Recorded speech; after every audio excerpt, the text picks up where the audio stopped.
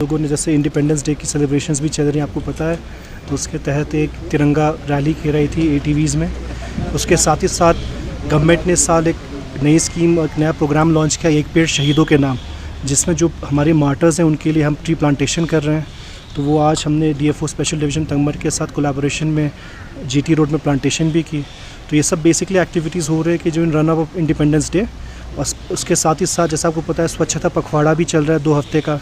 तो इसमें CO साहब, हमारी EOMC इस सारे काम पे लगे हुए हैं कि स्पेशली जो हमारा गुलमर्ग का एरिया है, जो एक वर्ल्ड फेमस टूरिस्ट डेस्टिनेशन है, इसको कैसे गार्बेज फ्री करें।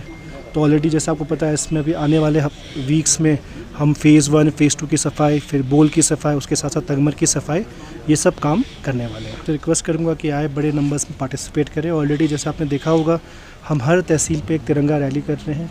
तो जैसे आज अगर मैं करेक्ट हूँ तो सिंहपुरा में हमारी तिरंगा रैली हुई थी, पटन में तिरंगा रैली हुई थी। ऐसे कर करके हर तहसीलदार, हमारे जितने भी तहसील लेवल ऑफिसर्स हैं, तिरंगा रैली कर रहे हैं, सो दैट उसमें पब्लिक पार्टिसिपेशन भी आए।